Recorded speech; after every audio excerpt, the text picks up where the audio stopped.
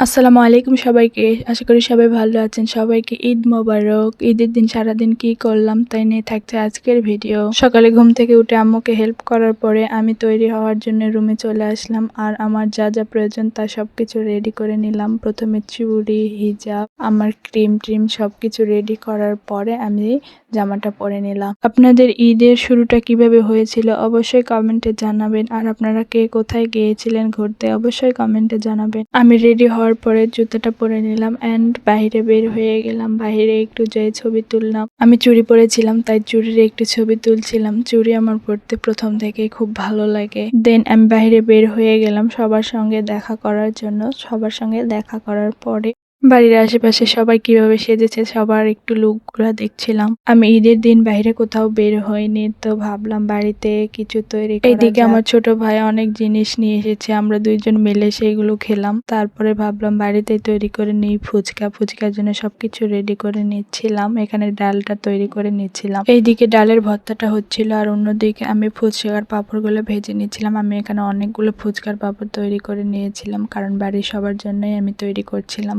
ফুচকার পাঁপড় ভাজা শেষ। এখন আমি এখানে তেঁতুলের টকটা তৈরি করে নিয়েছিলাম। তেঁতুল অনেক নিয়ে নিয়েছিলাম, তারপর পানিতে ভিজায় নিয়ে টক বানানোর সকল মশলাগুলো দিয়ে এখানে আমি টকটা তৈরি করে নিচ্ছিলাম। আপনারা ঈদের দিন কোথায় ঘুরতে গিয়েছিলেন অবশ্যই কমেন্টে জানাবেন। আমি ঈদের দিন যাইনি, তবে যাব। ফুচকাওয়ালা মামাদের মতো আমিও বাসায় ফুচকার টকটা তৈরি করে নিয়েছি। আপনারা যদি ফুচকার টকের রেসিপি চান তবে অবশ্যই কমেন্টে জানিয়ে যাবেন। আমার ফুচকার টকটা রেডি হয়ে গেছে। এখন ফুচকার ভর্তাটা আমি তৈরি করে নেব। ফুচকা ভর্তা তৈরি করার জন্য এখানে মরিচ, লবণ, পেঁয়াজ, তেল দিয়ে ভালোভাবে মেখে ভর্তাটা তৈরি করে নেব। এখন ফুচকার মধ্যে পরিবেশন করে নিলেই রেডি হয়ে যাবে ফুচকা পছন্দ করে না এমন কমই মানুষ পাওয়া যাবে। আপনারা ঈদের দিন কে কে ফুচকা খেয়েছেন অবশ্যই কমেন্টে জানাবেন।